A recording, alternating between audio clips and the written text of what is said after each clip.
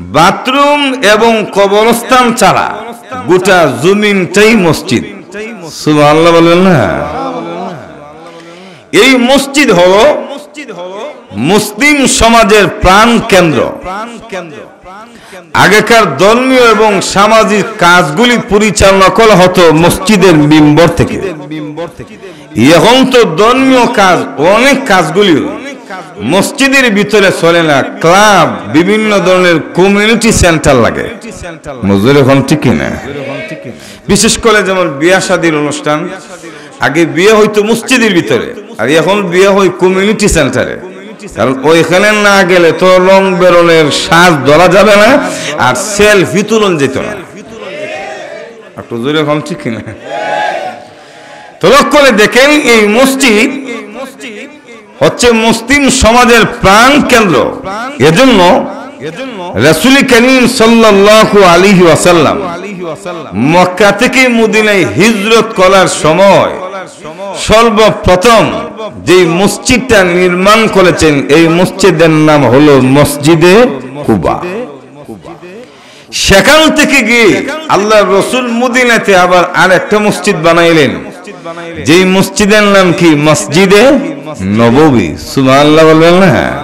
এইভাবে মসজিদ তৈয়ার করার যে সংখ্যা গোটা পৃথিবীতে এখন চলে গেছে, প্রায় 25 লক্ষের উপরে মসজিদ আছে। আর বাংলাদেশে, শুধু বাংলাদেশেই আলহামদুলিল্লাহ 3 লক্ষের উপরে মসজিদ আছে। এটা আপনারা খুশি না বেজার? লক্ষ্য করে দেখেন, এই মসজিদ নির্মাণ করা এটা নবীদের কাজ। এজন্য উলামায়ে কেরাম, বিশেষ করে নাইবে নবী যারা আলেম উলামাদের একটা তামান্না থাকে দিলের মধ্যে, মসজিদ মাদ্রাসা করা। অন্যান্য মানুষের একটা স্বপ্ন থাকে বড় বড় টাওয়ার বানাইতো, মসজিদ এখন ঠিক না।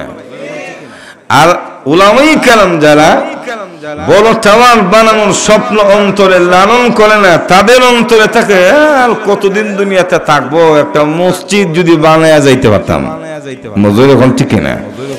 এজন্য আমাদের আকাবিরদের জীবনী তালাশ করে দেখেন, আল্লামা ইদ্রিস সন্দিবী রহমাতুল্লাহ আলাইহি থেকে নিয়ে হাফিজ হুজুর মুফতি আমিনী, শাইখে বিশ্বনাথী, শাইখে দিগলবাগী, শাইখে বায়ামপুরি, কলিয়া, খাতিয়া রহমাতুল্লাহ আলাইহিম, ওনারা সহ আমাদের বুজুর্গানি দিনদের জীবনী তালাশ করে দেখেন, এক একজন একাধিক মসজিদ মাদ্রাসা তৈরি করে গেছেন। মসজিদ এখন ঠিক কিনা? তো লক্ষ্য করে দেখেন, এই মসজিদ কারা আবাদ করে? আল্লাহ রাব্বুল আলামিন বলেন, 5টা গুণে যারা গুণান্বিত তাদেরই দায়িত্ব এই মসজিদ তৈরি করা। এই গুণগুলি কি? 1 নম্বর, আল্লাহ বলেন, ইন্নামা ইয়া'মুরু মাসাজিদাল্লাহ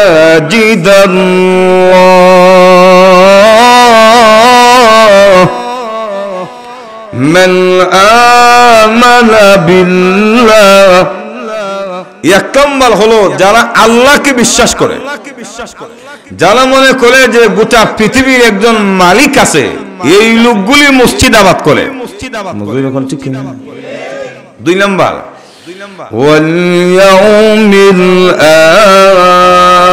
আখির, পরকাল যারা বিশ্বাস করে যে আমাদের আসল জীবন তো এই দুনিয়ার জীবন না, মরার পরও আরেকটা জীবন আছে। যখন আছে না নাই, যেই জীবনে দুনিয়ার ধন দৌলত কোনো কাজে আসবে না, মসজিদ মাদ্রাসা ধর্মীয় কাজে যারা সহযোগিতা এবং সময় দিয়েছে, ওই লোকগুলি মরার পরের জীবনে সফলতার সূর্য দেখতে পাবে। যখন ঠিক না? তো যারা পরকাল বিশ্বাস করে তারাই মসজিদ আবাদ করে। 3 নম্বর, ওয়া আকামাস সালাহ, নামাজ প্রতিষ্ঠা করে। যিনি নামাজ পড়ে ওনার জন্যই তো মসজিদের দরকার, বেনামাজির আর কে মসজিদের দরকার? মসজিদ এখন ঠিক না? যেই নামাজ পড়ে না মসজিদ বানাইবো। 4 নম্বর, ওয়া আকামাস সালাতা ওয়া আতাজ যাকাত, যারা যাকাত প্রদান করে। ওয়ালাম ইয়াখশা ইল্লাল্লাহ,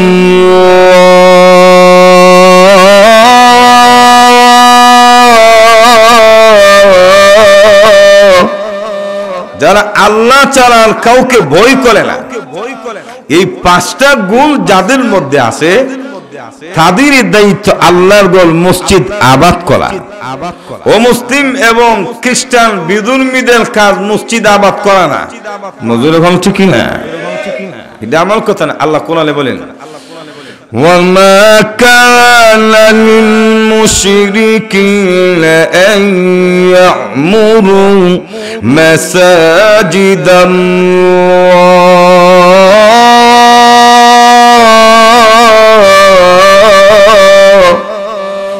মুশরিকদের কাজ মসজিদ আবাদ করা না। এজন্য মসজিদ যেহেতু আবাদ করা ফাজ গুণে গুণান্বিত যারা তাদের কাজ, মুসলমানদের কাজ, ইমানদারদের কাজ। এই দৃষ্টিকোণ থেকে ফকিহগণ বলেন মুসলমানদের মসজিদ মাদ্রাসা সহ ধর্মীয় যত প্রতিষ্ঠান আছে এগুলির কমিটি এবং দেখাশোনার দায়িত্বে মুসলমান ছাড়া কোন অমুসলমানকে ঢুকানো জায়েজ না। একবারে নামাজ পড়ে না মুসলমান না, এরা যদি মসজিদের সভাপতি বানাই দেন মসজিদের দরদ বুঝবো। এখন অনেক সময় যদিও সরকারি অনেক কর্মকর্তা দায়িত্বের কারণে পদাধিকার বলে মসজিদ মাদ্রাসার সভাপতি হতে চায় বা বানিয়ে দেওয়া হয়। যেমন কিছুদিন আগে টাঙ্গাইল এক মাদ্রাসার সভাপতি বানিয়ে দিছে এক হিন্দু বেটারে, অধ্যক্ষ বানিয়ে দিছে। কিন্তু দেখা গেল যারা বানাইছেন ওনারা যদিও দেশ পরিচালনা করার ব্যাপারে জ্ঞান রাখেন, ধর্মের ব্যাপারে তো তাদের জ্ঞান নাই। এরকম ঠিক না?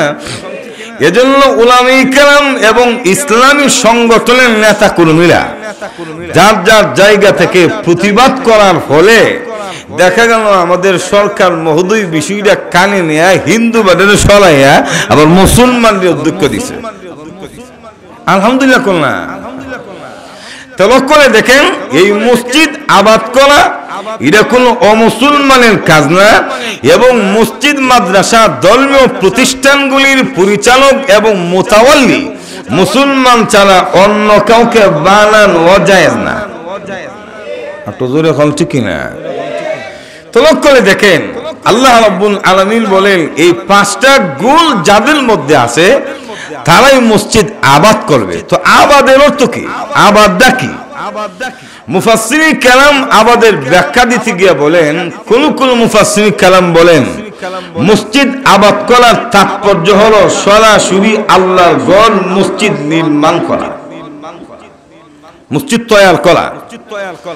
এই মসজিদ যে তৈরি করা হবে অবশ্যই মসজিদ তৈরি এবং সংস্কার করার ক্ষেত্রে আমাদের একটা বিষয় লক্ষ্য রাখতে হবে, সেটা হলো হারাম টাকা দিয়ে যেন মসজিদ সংস্কার এবং বানানো না হয়।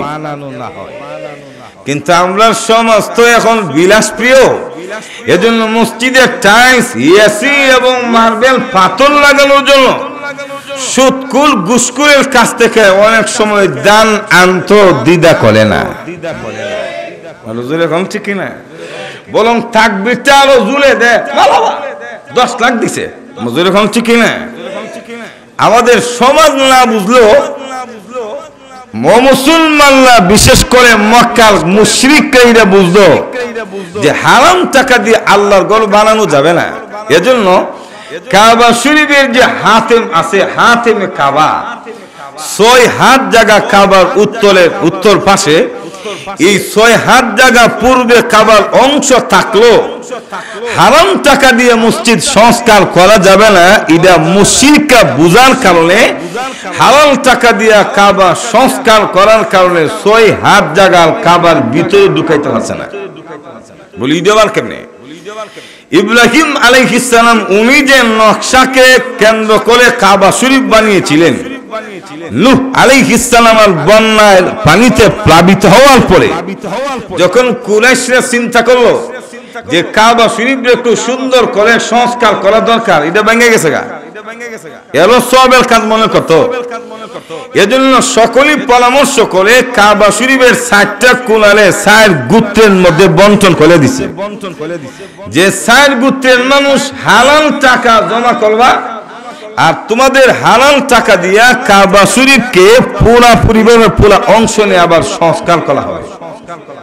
দেখা গেল উত্তর পাশের যে অংশটা যে গোষ্ঠীর উপরে পড়ছিল, এই গোষ্ঠীর মানুষের তেমন হালাল টাকা বেশি নাই। আমরা সমাজ আছে না কিছু মানুষ সুদকুর ঘুষকুর, কত বুঝলেন না, 10 তালা তুলে রাখছে ব্যাংক থেকে, লাইন না মনে করেন 20 তালা তুলে রাখছে, এমন আছে না নাই? আলো জুড়ে এখন যার বেশিরভাগ অর্থই হালাল, এমন অনেক লোক আছে আমরা সমাজে বলল। তো 3 কোণার মানুষের হালাল টাকা দিয়ে 3টা কোণা বা তাদের এরিয়াতে যে জায়গাটা বলেছি এটা করতে সক্ষম হলেও উত্তর পাশের জায়গাটা হাতেমে কাবা, এর গোষ্ঠীর মধ্যে এমন হালাল টাকা নাই। যেই পরিমাণ টাকা ছিল ওই পরিমাণ টাকা দিয়েই কাবা শরীফের উত্তর পাশটা সংস্কার করার কারণে আরো 6 হাত জায়গা বাহিরে চলে গেছে। কথা বুঝেন নাই? তো বলতে চাচ্ছিলাম হালাল টাকা দিয়ে মসজিদ নির্মাণ করার বিষয়টা মক্কার মুশরিকরা বুঝলো, বর্তমান সমাজের বিলাসপ্রিয় মুসলমানরা এই বিষয়টা অনুধাবন করে না। ঠিক কিনা? কারণ মসজিদে এসি লাগাইতে হবে, টাইলস লাগাইতে হবে, সুন্দর করতে হবে। মজুর এখন ঠিক কিনা?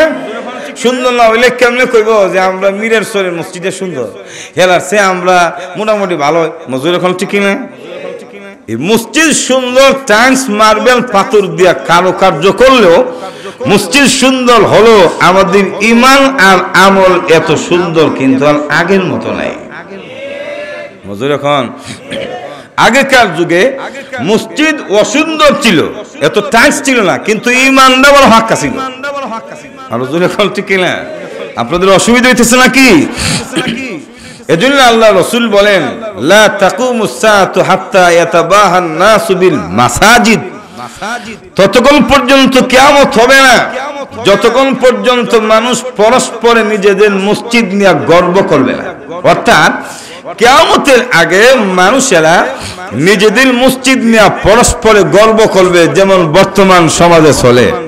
এলার মসজিদের চেয়ে আপনার মসজিদ অনেক সুন্দর, এই কথা আপনাদের এলাকার মধ্যে মনে বলে না। মজুর এখন আসিনি, এটা কিয়ামতের আলামত। মজুর এখন ঠিক কিনা? তো যাক আসুন, এই হালাল টাকা দিয়া প্রথম নম্বর আল্লাহর ঘর আবাদ করার প্রথম নম্বর তাৎপর্য অনেক মুফাসসিরিন কেরামের দৃষ্টিতে এটা হলো আল্লাহর ঘর কাবা শরীফ, আল্লাহর ঘর মসজিদ নির্মাণ করা, তৈয়ার করা হালাল টাকা দিয়া। এখন প্রশ্ন করতে পারেন হুজুর হালাল টাকা দিয়া যদি মসজিদ বানাই তাহলে আমরা লাভটা হবে কি? আর অনেকে তো মসজিদ বানাইতে পারে না, দান করতে পারি, আমরা কি তৈব? আবার অনেকে বলতে পারে না আমরা তো দানও করতে পারি না, গরিব মানুষ, তো আমরা কোনো ফজিলতের সুযোগ আছে না নাই এটা জানার দরকার আছে না নাই? এজন্য আল্লাহর রাসূল বলেন কেউ যদি আল্লাহর ঘর মসজিদ নির্মাণ করে বানায়, মহান আল্লাহ নিজে তাদের প্রতি রাজি খুশি হয়ে জান্নাতের ভিতরে ঘর বানায়া দেয়। আর হুজুর এখন না, এজন্য আল্লাহ নবী বিশ্ব নবী রাহমাতুল লিল আলামিন বলেন মান বানা মাসজিদান লিল্লাহি বানাল্লাহু লাহু বাইতান ফিল জান্নাহ। আল্লাহ নবী বলেন যে ব্যক্তি আল্লাহর জন্য আল্লাহর ঘর নির্মাণ করে মসজিদ বানায়, মহান আল্লাহ রাব্বুল আলামিন তার জন্য জান্নাতের ভিতরে ঘর বানায়া দেয়।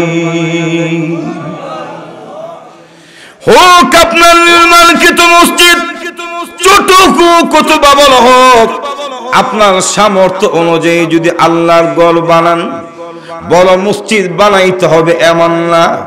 আপনার সামর্থ্য নাই, অল্প টাকা, এজন্য আপনি কিয়ামতের ময়দানে সফল হতে চান, লাভবান হতে চান, ছোট ঘর মসজিদ যদি নির্মাণ করেন তবু আল্লাহ রাব্বুল আলামিন আপনার জন্য জান্নাতের ভিতরে ঘর বানায়া দিবি।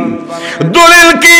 আল্লাহ রাসূল বলেন মান বানা লিল্লাহি মাসজিদান কামাফহাসিল খাতাআতিন আও আসগারা বানাল্লাহু লাহু বাইতান ফিল জান্নাহ। রাসূল বলেন যে ব্যক্তি টিড্ডির গড় সমপরিমাণ আল্লাহর গড় মসজিদ বানাবে, আল্লাহ রাব্বুল আলামিন তার জন্য জান্নাতের ভিতরে গড় বানায়া দিবে। প্রশ্ন করতে পারে, হুজুর ছোট মসজিদ বানানোর মতো সামর্থ্য বা ক্ষমতা আমাকে আল্লাহ দেয়নি, তাহলে আমার কি ফজিলত পাওয়ার মতো কোনো সুযোগ নাই? হ্যাঁ আছে। কি সুযোগ? আপনি যেই পরিমাণ দান সদকা আল্লাহর ঘর মসজিদের মধ্যে করবেন, ধরেন আপনি একা মসজিদ বানাইতে পারেন না, যদি 2000 ইট মসজিদের ভিতরে দান করেন, 2000 ইট সমপরিমাণ সওয়াব মহান আল্লাহ আপনার আমলনামায় দিয়ে দিবে। এক টন সিমেন্ট যদি দেন, রড যদি আপনি দেন, 1 টন রড সমপরিমাণ সওয়াব আল্লাহ আপনাকে দিয়ে দিবে। 10 বস্তা সিমেন্ট যদি মসজিদের মধ্যে দান করেন, তাহলে 10 বস্তা সিমেন্ট সমপরিমাণ সওয়াব মহান আল্লাহ আপনার আমলনামায় দিয়ে দিবে। সুবহানাল্লাহ বলবেন না? ভালো জোরে কোন। আর পাশাপাশি যদি আল্লাহর ঘর মসজিদের পাশাপাশি যদি কোন মাদ্রাসা তৈরি করে যান, তাহলে শুনে রাখেন আল্লাহর নবীর দ্বীন ইসলাম শিক্ষা দেওয়ার কেন্দ্র এই দিনের দুর্গ যদি আপনি তৈরি করে যান, যতগুলি মানুষ কিয়ামত পর্যন্ত এই মাদ্রাসার মধ্যে দ্বীন শিক্ষা করবে, ইলমে ওয়াহির জ্ঞান শিক্ষা করবে, ওই মানুষগুলি যত সওয়াব উপার্জন করবে, আপনি ওই মাদ্রাসা প্রতিষ্ঠা করার কারণে আপনার আমলনামায় সমপরিমাণ সওয়াব দেওয়া হবে। এজন্য চলে আসুন। যদি বলে হুজুর মসজিদ বানাইতে পারি না, মসজিদের মধ্যে দান করার মতো সামর্থ্য আমার নাই, কারণ সবজির বাজার গরম। মজুর এখন ঠিক না, আরো জোরে। যেখানে চিনির কেজি ছিল 28 টাকা, এখন হয়ে গেছে 110। কেমনি দিতাম? মজুর এখন ঠিক না, আরো জোরে এখন। তাহলে আপনাদের জন্য একটা সুবর্ণ সুযোগ আছে। কি সুযোগ? মসজিদের সাথে সম্পর্ক রাখবেন। নামাজ পড়ার জন্য কখন মুয়াজ্জিন আজান দিবে একটা ফেরার মধ্যে থাকবেন। যদি আপনার হৃদয় মসজিদের সাথে সম্পৃক্ত থাকে, ঝুলন্ত থাকে, আল্লাহর নবী বিশ্ব নবী রাহমাতুল লিল আলামিন বলেন, কিয়ামতের ময়দানে আল্লাহ রাব্বুল আলামিন আপনাকে আল্লাহর আরশ আজিমের ছায়া তলে দাঁড়ানোর অবস্থান করার সুযোগ করে দিবে। দুনিয়ার জীবনে বিদ্যুৎ চলে গেলে, লোডশেডিং শুরু হলে, প্রচন্ড গরম যখন শুরু হয়ে যায়, ঘর থেকে বের হয়ে গাছতলায় গিয়ে বাতাস বুক করার সুযোগ আছে? যখন আছে না নাই? আলো জুলে এখন বৃষ্টি পড়লে বাহিরে দাঁড়াইলে যদি বৃষ্টি পড়ে, ঘরের ভিতরে ছাদের নিচে দাঁড়ানোর সুযোগ আছে। কিন্তু কিয়ামতের কঠিন ময়দানে আল্লাহর নবী বিশ্ব নবী রাহমাতুল লিল আলামিন বলেন, সাবআতুন ইউজিল্লুহুমুল্লাহু ফি জিল্লিহি ইয়াওমা লা জিল্লা ইল্লা জিল্লুহু, আল ইমামুল আদিল ওয়া শাবুন নাশা ফি ইবাদাতি রাব্বিহি ওয়া রাজুলুন কলবুহু মুআল্লাকুম বিল মাসাজিদি। ওই কিয়ামতের কঠিন ময়দানে যেদিন আল্লাহর আরশে আজিমের ছায়া কোনো ছায়া থাকবে না, আল্লাহর নবী বলেন 7 শ্রেণীর মানুষকে আল্লাহ নিজের রহমত এবং আরশ আজিমের ছায়া তলে দাঁড়ানোর সুযোগ করে দিবে। এর মধ্যে একদল হলো ওয়ারাজুলুন কালবুহুম মুআল্লাকুম বিল মাসাজিদি।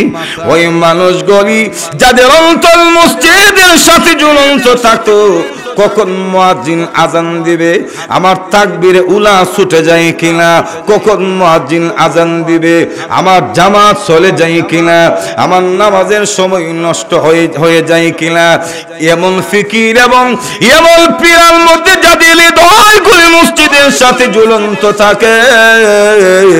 আল্লাহর নবী বলেন এমন ব্যক্তিদেরকে মহান আল্লাহ আরশে আজিমের ছায়া তলে অবস্থান করার সুযোগ দিয়ে দিবে। আমরা হৃদয় তো মসজিদের সাথে ঝুলে না, মজুর এখন ঠিক না। নির্বাচনের গরমে আসর কোন দিক দিয়ে গেল, মাগরিবের নামাজ, আসরের নামাজ, এশার নামাজ কোন দিক দিয়ে গেল খবর নাই। আর জোরে এখন সারাদিন সারা রাত ওয়াজ করতে করতে গিয়ে ঘুমাইছে, ফজরের নামাজের খবর নাই। আর জোরে এখন ঠিক না। 2 কাপ চা খাওয়ার জন্য 500 টাকার জন্য সারা রাত দৌড়ে, কুত্তার মতো দৌড়ে। মজুরি এখন ঠিক কিনা? কেন? 5 বছর পরে নির্বাচন আসে, 5 বছর আগে এই পদপ্রার্থীদের সিগারেট আর তেলের বোতল, মিষ্টি চালাকি চলছে না মানুষ? তাহলে 4 বছর যদি চলতে পারে, আর এমন 1-2 মাস কিতা নিজের পকেট থেকে সিগারেট, মিষ্টি, তেলের বোতল দিয়া চলার মতো কি ক্ষমতা নাই? কিন্তু এই লোভ আমাদেরকে সামলাইতে না পারার কারণে, জনগণ প্রাথমিক অবস্থায় ঘুষ খাওয়ার কারণে দেশের নেতারা নির্বাচিত হওয়ার পরে ঘুষ খাওয়া শুরু করে। এজন্য প্রথম দুষ্টি হইলে আমরা, কারণ আমরা নিজেরই ঘুষ করি। মজুরি হল ঠিক না? 1000 টাকা না দিলে ভোট দেয় না, তেলের বোতল না দিলে ভোট দেয় না। জুরি হল ঠিক না? দুষ্টা তো আমরা। আপনি নির্বাচনে যারা পদপ্রার্থী হয়েছে কোটি কোটি টাকা খরচ করাইলেন, বেড়ার বাবার জমি বিক্রি করে আপনাদের তলে তেল এল করে মনে করেন ওয়ার্ক যারা করে, আপনারা ভোট দিবেন টাকার বিনিময়ে কোটি টাকা খরচ হয়েছে। বেড়ার বাবার জমি বিক্রি করে কোটি টাকা আপনারা খরচ করাইলেন। তো এই টাকা তো নির্বাচিত হইল গম চুরি, বিধবা মহিলাদের ভাতা, কবরস্থানের ভাতা খায়া বেড়ার বাবার টাকার উসুল তো তুলবই। মজুরি এখন ঠিক না? আজ থেকে প্রতিজ্ঞা করেন, মরণ পর্যন্ত একজন জনগণ নির্বাচনের মধ্যে যারা পদপ্রার্থী হয় তাদের 1 কাপ চাও খাবেন না। দেখবেন তো 100% অনুদানগুলি আপনাকে আমাদের নেতারা দিতে বাধ্য হবে না, তোরা গলায় চিপা দিয়ে তাদের কাছ থেকে জবাবদিহিতা করতে পারবেন। জুলে ভালো ঠিক কিনা? আমরা সরকারের দোষে, সরকার বানানা, তুমি নিজে বানানি। মজুরি এখন ঠিক কিনা?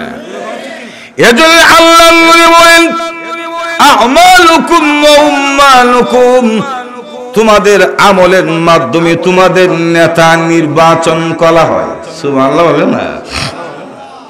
আবু বকরের মতো শাসক যদি হতে চাও তাহলে উমরের মতো প্রজা হয়ে যাও। বিশ্ব নবীর মতো লিডার যদি তোমরা কামনা করো, আবু বকর সিদ্দিকের মতো তোমরা জনগণের অবস্থা ধারণ করো, জনগণ হয়ে যাবে সুদ, নেতা তো হবে ডাকাত। যখন ঠিক না? নিজেরা ভালো মজুর এখন ঠিক না, যাক সেদিকে যেতে চায় না। আল্লাহ নবী বিশ্ব নবী রাহমাতুল লিল আলামিন বলেন ওয়ারাজুলুন কলবুহু মুআল্লাকুম বিল মাসাজিদ, যে ব্যক্তির হৃদয় মসজিদের সাথে ঝুলন্ত থাকবে, মহান আল্লাহ রাব্বুল আলামিন কিয়ামতের ময়দানে আল্লাহর আরশ আজিমের ছায়া তলে দাঁড়ানোর সুযোগ আল্লাহ করে দিবে। শুধু তাই নয়, মসজিদ তৈরি করতে পারেননি, মসজিদে আপনার সামর্থ্য নাই 1 টন রড দেওয়ার মতো, 50 বস্তা সিমেন্ট দেওয়ার মতো, কিন্তু মসজিদের সাথে যোগাযোগ রাখেন, আসা যাওয়া করেন, নামাজের সময় হলে মসজিদের মধ্যে যান। আল্লাহর নবী বলেন ও সাহাবীরা, আমি তোমাদেরকে কি এমন সংবাদ দিব যেই সংবাদটা হলো তোমাদের ইজ্জত এবং সম্মান বাড়িয়ে দেওয়া হবে, তোমাদের গুনাহগুলি মাফ করে দেওয়া হবে। আল্লাহ রাসূল বলে আলা আদুল্লুকুম আলা মা ইয়ামহুল্লাহু বিহিল খাতায়া ওয়া ইয়ারফাউ বিহি দারাজাত, ক্বালু বালা ইয়া রাসূলুল্লাহ। নবীজি বলেন সাহাবীরা রে, আমি কি তোমাদেরকে এমন সুসংবাদ দিব, এমন খবর দিব, যেই খবরটা শুনলে তোমরা শুনে রাখো, তোমাদের মর্যাদা বানিয়ে দেওয়া হবে, তোমাদের গুনাহগুলি ক্ষমা করে দেওয়া হবে। সাহাবায়ে কেরাম বলেন, ইয়া রাসূলুল্লাহ, অবশ্যই বলবেন, কারণ সাহাবীরা তো সওয়াবের জন্য পাগল পারা ছিল, আর আমরা তো টাকার লাগি পাগল। মজুর এখন ঠিক কিনা? আল্লাহ মানুষের ইমান নিয়ে এত হালকা হয়েছে, 10 টাকা লাগে মানুষ ইমান বিক্রি করে। আল্লাহ মজুর এখন ঠিক কিনা? আল্লাহ রাসূল বলেন, ইসবাগুল উযুই আলাল মাকারিহ ওয়া কাসরাতুল খাতা ইলাল মাসাজিদ। ও সাহাবীরা, কষ্ট অবস্থায় উযু করা এবং বেশি বেশি মসজিদের দিকে আসা যাওয়া করা, প্রচন্ড শীতের মধ্যে লেপের ভিতরে থাকার পর শীত মারে না, আর ফজরের সময় মুসল্লিরা উঠে যখন উযু করতে যায়, গিয়ে দেখে হাউজের পানি ফ্রিজের বরফের চেয়ে আরো বেশি ঠান্ডা। মজুর এখন ঠিক না? আল্লাহর নবী বলেন, ইসবাগুল উযুই আলাল মাকারি, কষ্ট অবস্থায় যারা উযু করবে আল্লাহ রাব্বুল আলামিন তাদের মর্যাদা বাড়ায়া দিবে, গুনাহ মাফ করে দিবে। তাহলে বরফের মতো পানি গরম হলে শীতের দিনে যদি উযু করে মসজিদে যান, মহান আল্লাহ গুনাহ মাফ করার পাশাপাশি সম্মান এবং মর্যাদা বাড়ায়া দিবে। মসজিদ না করলো সওয়াব উপার্জন করার পথ ইসলামে আছে। মজুর এখন আছে না? না আরো জনে তলব করে দেখুন, রাসূল বলেন, ওয়া কাসরাতুল খাতা ইলাল মাসাজিদ। দ্বিতীয় নম্বর হলো বেশি বেশি করে মসজিদের মধ্যে আসা যাওয়া করা। আমরা তো মসজিদ চিনি না, বাজার চিনি, ক্লাব চিনি, যখন ঠিক না মসজিদে বসতে মনে চায় না, আর দোকান পাটের মধ্যে লোকের অভাব থাকে না। ভালো জোরে এখন। অথচ আল্লাহ রাসূল বলেন, আহাব্বুল বিলাদি ইলাল্লাহি মাসাজিদুহা ওয়া আবগাদুল বিলাদ ইলাল্লাহি আসওয়াকুহা। নবীজি বলেন, সাহাবীরা রে, আল্লাহর কাছে সবচেয়ে নিকৃষ্ট জায়গা হলো বাজার, আর সবচেয়ে দামি এবং সম্মানিত জায়গা হলো আল্লাহর ঘর মসজিদ। আমরা রুচি এত খারাপ হয়েছে, মসজিদে ইমাম সাহেব যদি কেরাত লম্বা করে, হুজুরে কেরাত লম্বা করে, হুজুরে কোন ঠিক না? মাগরিবের নামাজ হুজুর কেরাত লম্বা, দোকান খুলেছি এত লম্বা কেন? হুজুরে কোন ঠিক না? ইয়াশাল নামাজের সময় কেরাত লম্বা, হুজুর শাটার বন্ধ করবে, এত বেশি কি লাগা? হুজুরে কোন ঠিক না? কারণ রুচি এত খারাপ হয়ে গেছে। আল্লাহর ঘর মসজিদের মধ্যে বসলে ভালো লাগে না, বাজারে বসলে ভালো লাগে। অথচ আল্লাহর রাসূল বলেন, ইনতিজারুস সালাতি বাদাস সালাহ। কোন মানুষ যদি নামাজের জন্য মসজিদে বসে থাকে, মসজিদের মধ্যে অপেক্ষা করে, যেই সময়টা নামাজের জন্য মসজিদে অপেক্ষা করবে, ওই সময়টাকে মহান আল্লাহ নামাজ হিসাবে আল্লাহ দরবারে কবুল করে নিবে। নামাজ পড়লে যে সওয়াব পাবেন, গিয়ে বসে রয়েছেন সুবহানাল্লাহ সুবহানাল্লাহ জিকির করতেছেন, ওই যে জামাতের জন্য নামাজের জন্য ওই সময়টার মধ্যে বসে বসে জিকির করলে, নীরব থাকলে, নামাজ পড়লে যে সওয়াব, আল্লাহ তাআলা এই সওয়াব আমল নামায় দিয়ে দিবে। তো সর্বপ্রথম যে কাজটা আমাদের মুমিনদের বা মুসলমানদের, এটা হলো সর্বপ্রথম মসজিদ আবাদ করার তাৎপর্য হলো মসজিদ কি করা? নির্মাণ করা। ইন্নামা ইয়া'মুরু মাসাজিদাল্লাহ,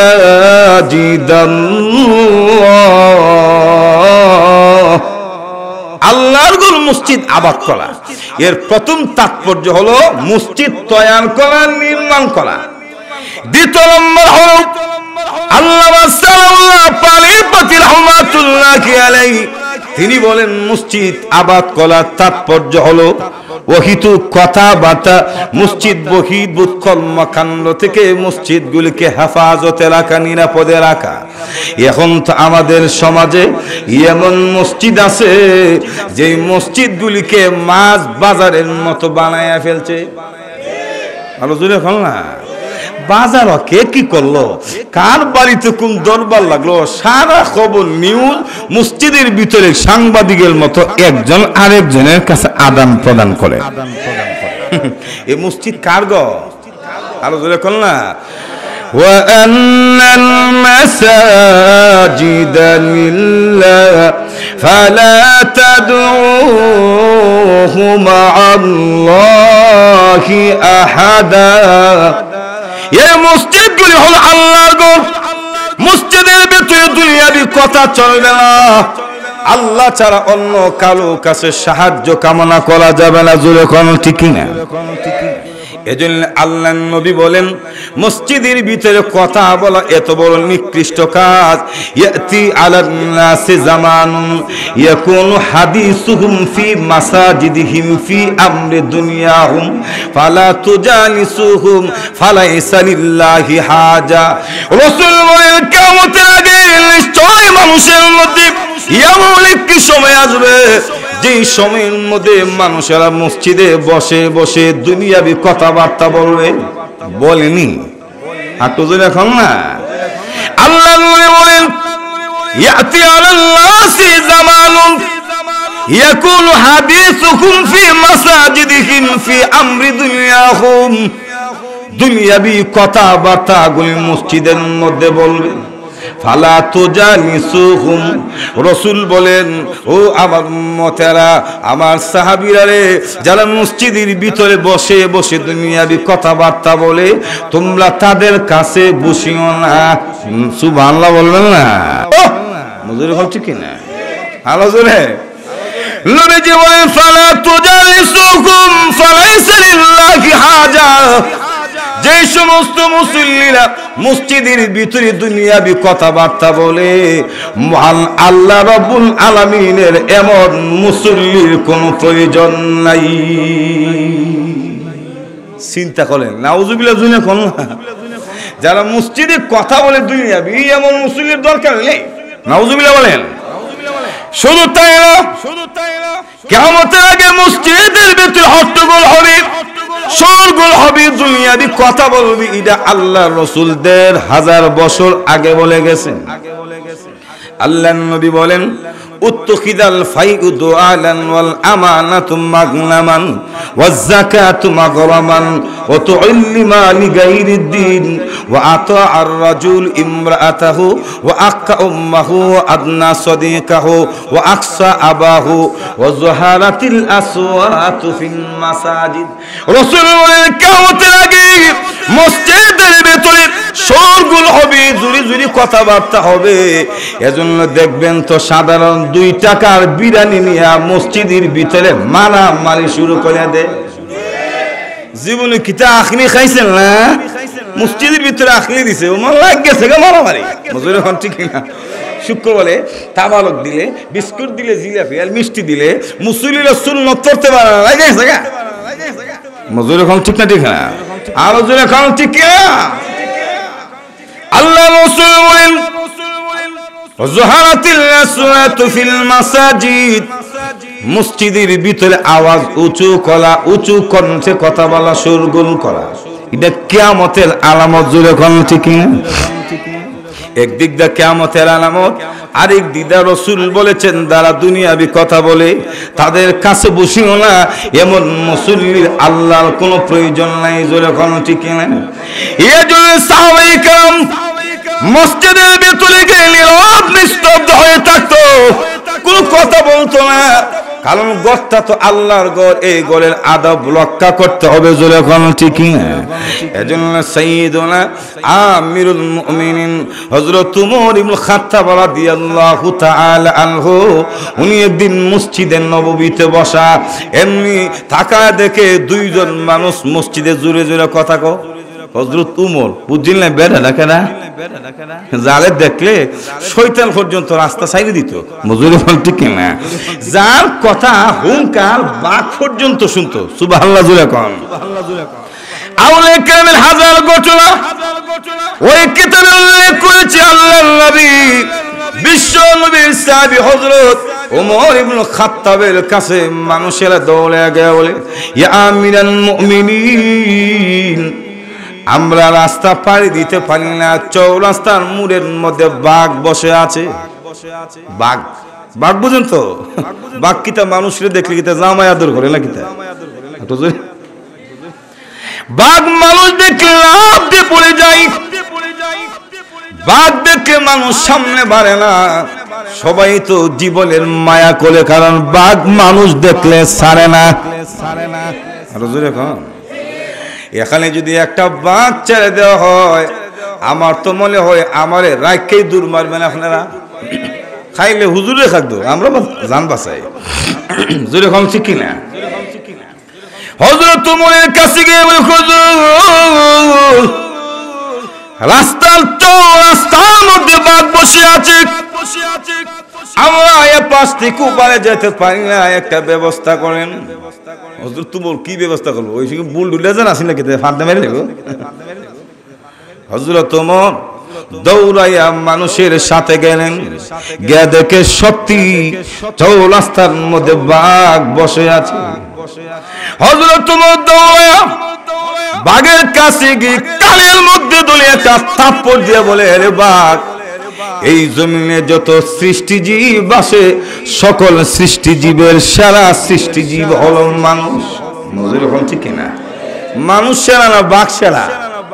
আমার যত বুঝতে বাঘই মনে এরে বাঘ রাস্তার মধ্যে বসে আল্লাহর সৃষ্টিজীবের সেরা জীব মানুষগুলিকে কেন তুমি কষ্ট দিতেছো তারা রাস্তা পাড়ি দিতে পারে না সর এখান থেকে সরে যা আল্লাহর বান্দাদেরকে রাস্তা পাড়ি দেওয়ার ব্যবস্থা করে দে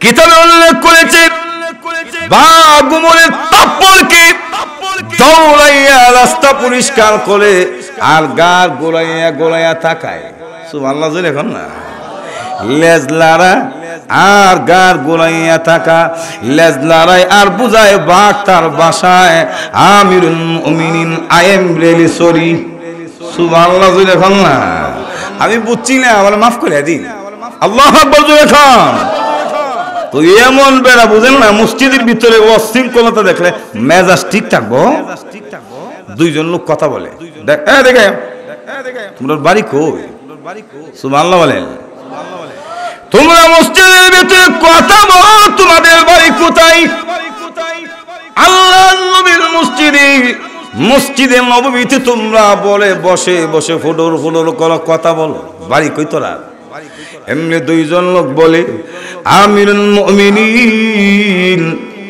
আমাদের বাড়ি হলো তায়েফে আমরা তায়েফ থেকে এখানে এসেছি হযরত ওমর বুঝলেন তাহলে এরা মদিনার কোন মানুষ না তায়েফের মেহমান জোরে কোন ঠিক না হযরত ওমর বলেছো আল্লাহর নবীর মসজিদের ভিতরে তোমরা কথা বলো যদি তোমরা তায়েফের না হতে আমি ওমরের শাসন থেকে তোমরা কখনো রেহাই পেতে না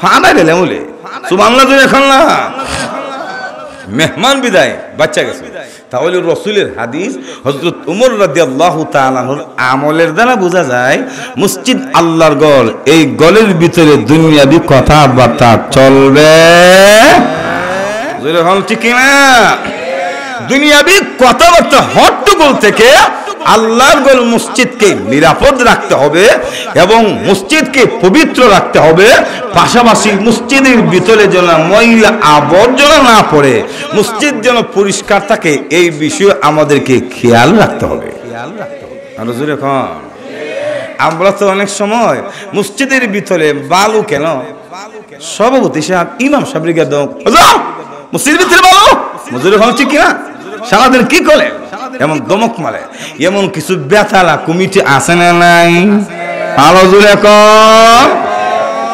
মসজিদের ভিতরে যদি ময়লা আবর্জনা থাকে নিজ হাতে পরিষ্কার করে দিবে, মহান আল্লাহ আপনার জন্য জান্নাতে ঘর বানিয়ে দিবেন। আর একটু জোরে এখন না। عن أبي سعيد الخدري رضي الله تعالى عنه قال قال النبي صلى الله عليه وسلم من أخرج أذى من المسجد بنى الله له بيتا في الجنة سبحان الله আল্লাহ বলেন উম্মতের আলে যে ব্যক্তি মসজিদের ময়লা আবর্জনা পরিষ্কার করবে মহান আল্লাহ রাব্বুল আলামিন তার জন্য জান্নাতে ঘর বানায়া দিবে। এজন্য যে কোনো ব্যক্তি আপনি যত বড় সম্মানিত হন না কেন রাসূলের চেয়ে তো সম্মানিত না। আপনি জোরে বলেন না। বিশ্বনবী নিজে নিজের হাত দ্বারা মসজিদ পরিষ্কার করছেন। সুবহানাল্লাহ জোরে বলেন না। প্রমাণ কি? হযরত আবু হুরায়রা এবং আবু সাঈদ খুদরি রাদিয়াল্লাহু তাআলা আনহুমা থেকে হাদিস বর্ণিত। তিনারা বলেন আন্না রাসূলুল্লাহ সাল্লাল্লাহু আলাইহি ওয়াসাল্লাম রাআ নুখামাতান ফি জিদারিন মাসজিদি ফাতানাওয়ালা হাসাতান ফাহাক্কাহা। হযরত আবু সাঈদ খুদরি বলেন জগতের মানুষেরা রে, আল্লাহর নবী একদিন মসজিদে প্রবেশ করলেন, তাকা দেখে মসজিদের দেওয়ালের মধ্যে কফ লেগে আছে। কফ অনেক সময় আমরা সমাজও যে মসজিদের গ্লাসগুলি জানালার গ্লাসগুলি সাদা তাই গ্লাস লাগানো, অনেক মুরব্বীরা চোখে দেখে না তো এলা জানালার ফাঁক মনে কইলা গ্লাসে তো তোমারে মজুর ঠিক না, কারণ জানালা যেমন সাদা গ্লাসও তো সাদা, চোখে কাজ করে না মাইরে দে তু কম। তো এমন দৃশ্য যদি আপনারাও দেখেন তাহলে কষ্ট করে যদি পরিষ্কার করে দেন আল্লাহ জান্নাতে ঘর বানিয়ে দিবে। সুবহানাল্লাহ বলেন না। আল্লাহর নবী দেখেন নুখামাতাল ফি জিদারিল মসজিদি, মসজিদের দেওয়ালের মধ্যে কফ লেগে আছে। ফাতানাওয়ালা হাসাতান ফাহাক্কাহা, রাসূল নিজে একটা কাকড় হাতে নিলেন, ধরে নেন একটা গাছের ডাল অথবা কংক্রিট হাতের মধ্যে নিয়ে নবীজি রাহমাতুল লিল আলামিন ওই কাকড় দিয়া কফটাকে পরিষ্কার করে দিলেন। তাহলে লক্ষ্য করে দেখেন আল্লাহর নবী রাহমাতুল লিল আলামিন যার সম্মান এবং মর্যাদা আল্লাহর পরে আল্লাহ রাসূলের হাত দেওয়া মসজিদের ময়লা পরিষ্কার করেছেন। তুমি কত বড় ভদ্রলোক, তুমি কত বড় টাকাওয়ালা, তোমার হাত তো রাসূলের হাতে সে দামি হতে পারে না। জোরে কোন ঠিক না? तमाम পৃথিবীর মানুষগুলি যদি এক পাল্লার মধ্যে রেখে দেওয়া হয় আর রাসূলকে যদি এক পাল্লায় রেখে দেওয়া হয়, গোটা সৃষ্টি জগৎকে যদি এক পাল্লায় রেখে দেওয়া হয়, রাসূলের পবিত্র হাত যদি এক পাল্লায় রেখে দেওয়া হয়, কার হাতটা ভারী হবে, কার পাল্লাটা ভারী হবে? অবশ্যই রাসূলের পাল্লা ভারী হবে, কারণ দুনিয়ার হাতগুলি রাসূলের হাতের মতো দামি হতে পারে না। আল্লাহর পরে যার সম্মান এবং মর্যাদা, এমন নবী যদি পবিত্র হাত দ্বারা মসজিদ পরিষ্কার করে দেই, তাহলে আমি আপনার মতো ভদ্রলোকগুলি না খোলানোর কোনো সুযোগ নাই।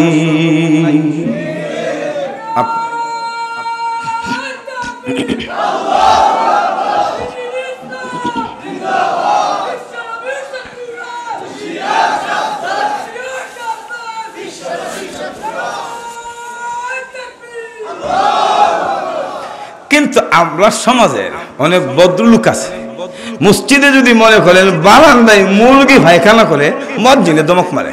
মজুর এখন ঠিক কিনা? এবারা মসজিদে মহিলা কেন অনেক জায়গায় তো হাতও তুলেলা। ওই দিন দেখলাম কত বুঝলেন ফেসবুকের মধ্যে, এইটা তো এখন ভাইরাল হয়ে গেছে, ঢাকার এক মসজিদের মুতাওয়াল্লি খাদেম রিগা সর মারছে। মজুর এখন ঠিক কিনা? তুমি খাদেম রে চোট দিলা কেন? এলে তো তোমার ঘরের চাকর না, সে আল্লাহর ঘরের খাদেম। জোরে এখন ঠিক কিনা? আলো জোরে এখন ঠিক কিনা? ইমামরে দমক মনে করো, উনি তো তোমার ঘরের ইমাম না, সে আল্লাহর ঘরের ইমাম। জোরে এখন ঠিক কিনা? একজন ইমাম হলো গোটা সমাজের প্রতিনিধি, প্রেসিডেন্ট। জোরে এখন ঠিক কিনা? আমরা তাদের ইজ্জত এবং সম্মান দিতে জানি না, এজন্যই তো আজকে আমরা এই দুরবস্থা। আরো জোরে এখন ঠিক না ঠিক না। তো আসুন বলতে চাচ্ছিলাম মসজিদকে দুনিয়াবি কথাবার্তা হট্টগোল সুরগুল থেকে পবিত্র রাখার পাশাপাশি আল্লাহর ঘর মসজিদকে ময়লা আবর্জনা থেকে পরিষ্কার পরিচ্ছন্ন রাখতে হবে। এটা শুধু খাদেম করবে এমন না, যে পারেন যদি মসজিদের ভিতরে ময়লা আবর্জনা দেখেন কপ পরে আছে দেখেন আর নিজ হাত দিয়ে যদি পরিষ্কার করে দেন, রাসূল বলেন মান আখরাজা আদম মিনাল মসজিদি বালাল্লাহু লাহু বাইতান ফিল জান্নাহ, তাহলে আপনার এই পরিষ্কার করার কারণে আল্লাহ তাআলা আপনার জন্য জান্নাতের ভিতরে ঘর বানিয়ে দিবেন। তো জান্নাতের ভিতরে ঘর হোক আপনারা চান তো? একটু জোরে এখন না। তো আসুন ইন্নামা ইয়া'মুরু মাসাজিদাল্লাহ,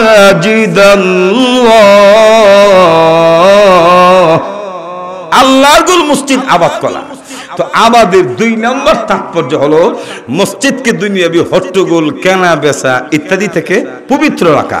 3 নম্বর মসজিদ আবাদ করার 3 নম্বর তাৎপর্য হলো আল্লাহর ঘর মসজিদের ভিতরে ইবাদত বন্দেগী করা।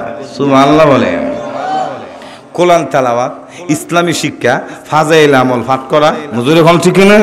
অনেক জায়গায় তো ফাজাইল আমল পাঠ করার কথা বলে শরীরের মধ্যে আগুন ধরে যায়, কিচ্ছা খাইনি জাল নাউজুবিল্লাহ জুরে খান না। তো এমন ধর্মীয় শিক্ষা, হাদিস, তালিম, জিকির এগুলি করার পাশাপাশি আল্লাহর ঘর মসজিদের মধ্যে নামাজ পড়া, বিশেষ করে তার নামাজের জন্যই মসজিদ বানানো হয়।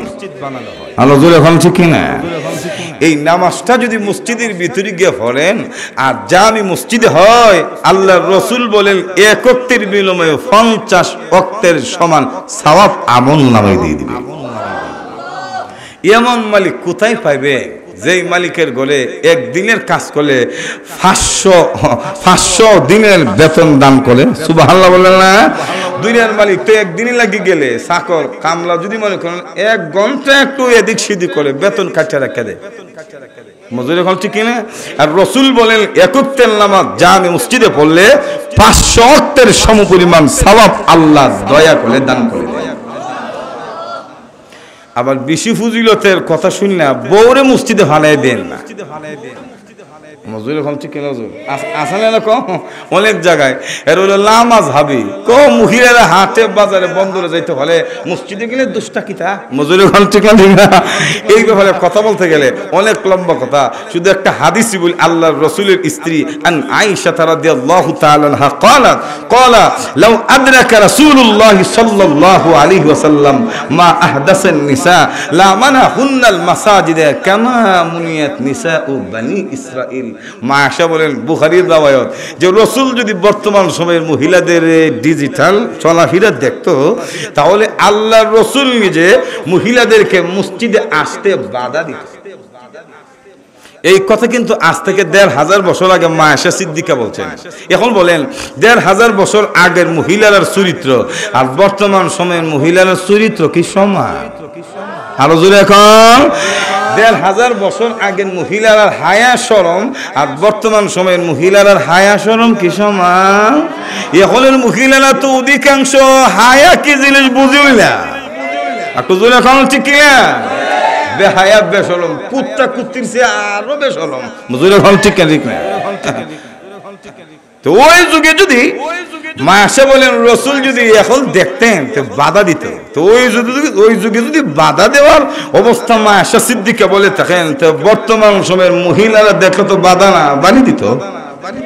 মজুরে ভালো ঠিক না?